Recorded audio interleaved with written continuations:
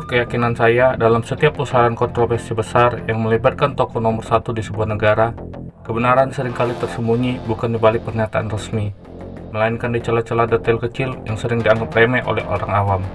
Isu ijazah Presiden Jokowi bukan sekedar soal lembaran kertas kelulusan, melainkan tentang sebuah teka-teki integritas yang melibatkan memori kolektif, teknologi masa lalu, dan perbandingan pola yang mengingatkan kita pada skandal-skandal besar lainnya. Mari kita jujur, dalam sejarah hukum kita pernah melihat bagaimana sebuah institusi bisa digoyahkan oleh rekayasa yang sangat rapi. Ingat kasus Ferdy Sambo? Di sana kita belajar bahwa seragam, bencana, dan pernyataan resmi bisa saja menjadi tameng untuk menutupi realitas yang berbeda. Lalu, bagaimana jika pola yang sama atau setidaknya keraguan yang serupa diterapkan dalam membedah misteri ijazah UGM milik sang presiden? Kita kembali ke tahun 1985, sebuah era di mana mesin tik manual masih merajai meja-meja birokrasi, di mana kamera saku adalah barang mewah, dan di setiap dokumen resmi memiliki sidik jari unik dari zamannya. Sekarang, letakkan ijazah yang diperdebatkan itu di bawah Microsoft Logika. Ada banyak kejanggalan yang membuat orang-orang dengan ketelitian tinggi merasa ada yang salah dalam matriks sejarah ini. Mulai dari foto yang berkacamata, font yang tampak terlalu modern untuk masanya, hingga urusan KKN yang disebut-sebut fiktif. Apakah ini hanya kebetulan administratif, ataukah kita sedang melihat sebuah upaya penulisan ulang sejarah yang dilakukan dengan terburu-buru?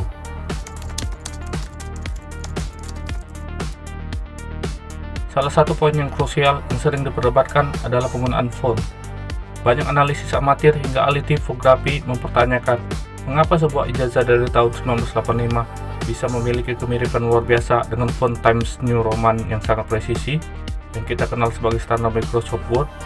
Pada tahun 80-an, sebagian besar ijazah ditulis dengan kaligrafi halus atau diketik menggunakan mesin tik manual yang memiliki karakter huruf khas, seperti Courier atau font mesin tik lainnya. Jarak antar huruf, ketebalan tinta, dan konsistensi garis pada ijazah tersebut bagi sebagian orang tampak terlalu sempurna untuk teknologi tahun 1985 di Indonesia. Jika memang ijazah itu asli, maka UGM pada saat itu bisa dibilang melampaui zamannya dalam hal teknologi percetakan. Namun, jika tidak, maka pertanyaannya adalah siapa yang memilih font tersebut saat mencoba mereplikasi sebuah dokumen lama? Ini adalah lubang hitam pertama yang membuat narasi ijazah ini sulit untuk ditutup begitu saja.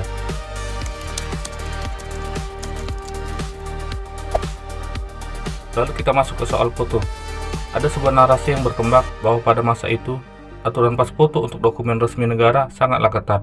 Salah satu aturan umum yang diingat adalah larangan menggunakan kacamata agar fitur wajah terlihat jelas dan tidak terdistorsi oleh pantulan cahaya pada lensa. Namun, dalam dokumen yang beredar, terlihat sosok muda yang menggunakan kacamata. Bagi para skeptis, ini adalah bukti anomali. Mengapa seorang mahasiswa biasa bisa mendapatkan pengecualian dalam dokumen sepenting ijazah? Ataukah foto itu diambil dari arsip pribadi yang kemudian ditempelkan ke dalam format ijazah yang dibuat belakangan?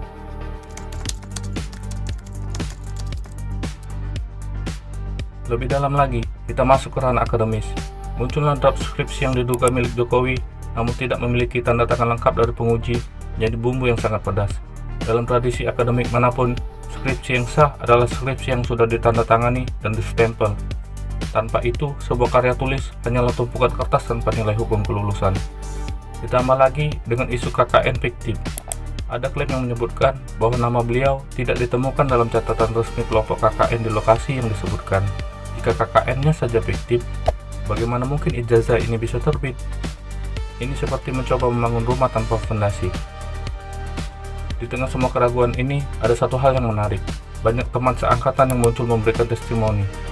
Namun, di era di mana rekayasa bisa dilakukan seperti dalam kasus Sambo, di mana bawahan dipaksa mengikuti skenario atasan, muncul pertanyaan spekulatif. Apakah testimoni-testimoni ini murni ingatan masa lalu, atau bagian dari sebuah orkestrasi besar? Apa yang terjadi jika ada satu saksi kunci yang tiba-tiba berani berkata sebaliknya? Simpan pemikiran ini, karena kita akan masuk ke bagian yang lebih gelap.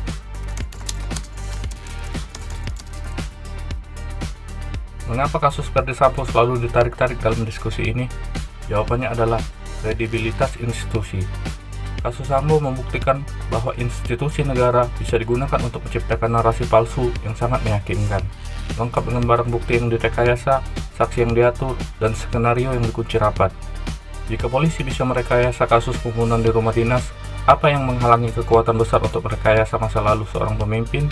Ketakutan publik inilah yang membuat isu ijazah palsu tetap hidup. Masyarakat tidak lagi hanya melihat bukti fisik, tapi mereka melihat siapa yang memegang kendali atas bukti tersebut. Jika institusi yang mengeluarkan ijazah berada di bawah pengaruh kekuasaan, apakah klarifikasi mereka masih dianggap independen?